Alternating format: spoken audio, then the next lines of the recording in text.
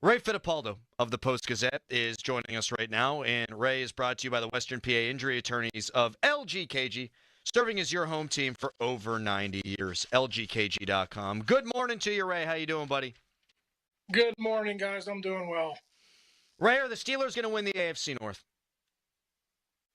Well, too early for that. We probably had the same discussion last year when they were 10-3, or something similar in November, early December. I still think, even though Jackson is injured, and even though that defense is bad in Baltimore, I think the Ravens are going to find a way to outscore people. They're still going to be in the hunt. I don't know if they're going to be able to be a top seed anymore, but I think it's going to come down to the Steelers and Ravens at the end, like it always does almost every year. So, the more things change, the more things stay the same. But I think the Steelers have a better chance than they did a month ago, but I'm not convinced the Ravens are going away. Ray, what will they do with wide receiver number 2? Obviously Calvin Austin is hurt. Are they gonna go by committee and just rely on Ben Skoranek or Anthony Miller to uphold those duties, or are they having even more faith in putting Roman Wilson in a little bit more to be a part of that group? Yeah, I was down there yesterday and just reading between the lines. I think Roman's going to get a shot, but I still think they're kind of learning about him and what his game is and how he can help the football team. And, what I mean by that is Ben Skoranek, they know how they could utilize him. He's going to go in there. He's going to block great. He's going to catch a pass or two here and there, but you know what his role is. Scotty Miller is the guy who could play every position. So there's a lot of trust in Scotty Miller. And I just think the Steelers coaches are looking around and saying, okay, we know we have a talent here in Roman Wilson. How can we best utilize him? And I just don't think that they've figured that out yet. Now, the good news is, just in talking to Skoranek and a few other guys yesterday, it doesn't seem like it's a long-term thing with Calvin. Maybe a couple of games here and there. We'll probably won't get word on that until next week because Tomlin doesn't talk during the bye week. But that's the good news. Austin will eventually be back. And in the interim, you're right, it's going to be by committee. But I got a feeling it's going to be more Skoranek and Miller than Roman Wilson. How about more big hoss formations with Darnell Washington and then number 74 nipple rubber reported as eligible? Is that something you expect to see a lot more of going forward? This is the first time the Steelers ran the ball well for a full 60 minutes. Is this who they want to be with that kind of personnel? I was wondering the same thing. So we had a chance to talk to a lot of the assistant coaches yesterday, and I asked Pat Meyer that, can we expect to see that every game? And, the indications I got from Pat and from Arthur Smith, just talking to them yesterday, was it was more exploiting a Vikings weakness than it was something they can count on week in and week out. So, maybe they saw something on the edge guys with Minnesota that they felt like Spencer would do a good job and they could sort of collapse that. And, you saw what Gainwell did. It was very impressive, but I don't want to say that's a gimmick, but I don't think you can get by with that week in and week out. Eventually, they're going to have to be effective running the ball with their 5 offensive linemen and whatever tight end personnel groupings they have out there. But it was encouraging to see them finally get on a roll there with the running game, even though it sort of had to be manufactured in the way it was. Ray, how do they deploy Nick Herbig and Alex Highsmith when Alex Highsmith is healthy? Yeah, it's a great problem to have. I mean, the way I look at it now, Dorin, they have 3 starters. And it's going to be up to the coaches, Denzel Martin, Tom, and Terrell Austin. They're going to have to figure out ways to utilize Nick Herbig once Highsmith does come back.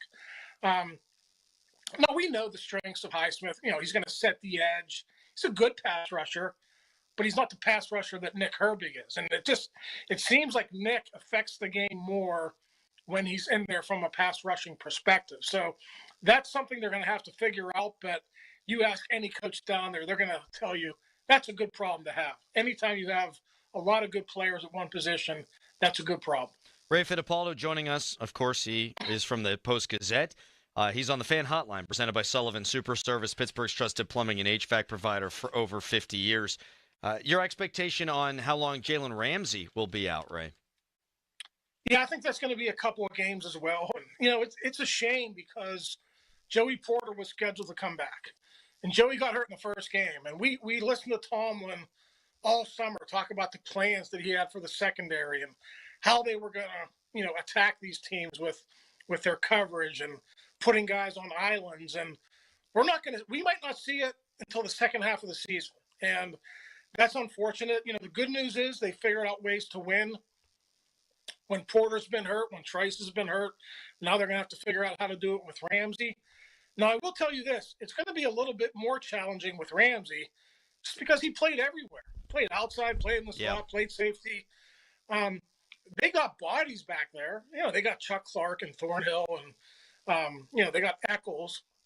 But do you have someone who could be as effective as Jalen Ramsey was? I don't think so. So we'll have to see how that plays out. But, yeah, you got the bye this week, but I still think it's probably going to be a couple of games for Ramsey with that hamstring. Ray, what Patrick Queen? He's a guy that we didn't notice as much for the first couple of games. He got better and better each game, but I thought he just flashed big time in the last game against the Vikings. Yeah. I mean, he seems to be coming into his own at the no linebacker spot. Yeah, I'm glad you brought that up because it was almost like he had a great game, but he was overshadowed by Peyton Wilson. Mm-hmm. Like Peyton Wilson had 13 tackles, and he had the play of the game that dominated the conversation for the next couple of days. But you're right. Patrick Queen had 11 tackles in that game. He's playing fast. He's reading very well right now. And it just seems like the Steelers have been playing faster against the Patriots in this past game against the Vikings. And it just seemed like not just Patrick, but everyone was a little bit tentative in those first two games. So when they play fast, they're much better. You see the results in the turnovers. You see the results in pressuring the passer. And it's not just in the sack numbers. I mean, the sack numbers are really impressive, but how many hits did they have on Carson Wentz? How many times did you see him get up and hold his ribs? I mean, that was impressive to watch. And it seems like not only the inside backers, but everyone on that defense now is starting to play fast. And that's good news for that Steelers defense. I hope you guys don't think this is overstating it, but I really thought it looked like an SEC defensive front against a group of five team on Sunday. Yes. I mean, Carson Wentz was constantly under pressure. I think they've been credited now with 52 pressures through their last two games. That's the Steelers defense we had been hoping to see. On the offensive side, Ray, just 7 catches for 65 yards for Pat Freiermuth, who barely played at all on Sunday. What's your level of concern there and their overall tight end usage through a quarter of the season? Yeah, I mean, Pat's he's saying all the right things. I'm sure deep down he's frustrated. I think anyone in his situation would be. We just got done talking about the big personnel package. That's going to happen from week to week. But they got to get Jonnu Smith and Pat Freiermuth more involved. You know, we talked last week. You know, the talk going into the Vikings game was how do they get DK Metcalf on track? Do they have to force feed him the ball? And they finally did that. They found ways to get him the ball. And I'm wondering during the bye week, are they going to sit down and figure out, okay, we have these two tight ends. We're paying them a combined $20 million this season. Let's figure out a way to utilize them as well. You know, it's hard because Arthur loves his personnel packages. Guys are in and out, not only snap to snap, but game to game and week to week. So it's hard to get everyone involved on a consistent basis. But I agree with you guys. They got to get Pat and Jonnu more involved. They're good players, and they just haven't used them very well through the first 4 games of the season. Ray, the Steelers. I want to save this for the next segment. So I'll ask you a different question here, Ray. Are the Steelers, and this is a broad one, through 4 games, are the Steelers a better football team, a worse football team, the same, compared to your expectations now that you've got to see them for a month? I mean, I'm encouraged by what I saw against the Vikings, but it's got to be consistent. And you'll see, if they're 5-1, because listen, they should beat the Browns at home. On a short week on the road, they should still go to Cincinnati and beat a backup quarterback in Jake Browning. So if that consistency is there and they continue to find ways to win, I will be impressed. But we all know what's coming. The schedule is going to get tougher in the second half of the season. They're going to have to get their communication issues ironed out. There's still a lot to work on, but the run defense has improved. The running game improved one game against the Vikings, and they finally figured out a way to use Metcalf. So, yeah, I think, as Tomlin says, the arrow is pointed up, but you just got to see if they can keep it going on a consistent basis here. Raymundo, you're a gentleman and a scholar, and we appreciate you joining us every Wednesday at 8 a.m. Thanks a lot, buddy. All right. Thanks, guys. See you next week. Thanks, Ray. All right, pal. That is Ray Fittipaldo.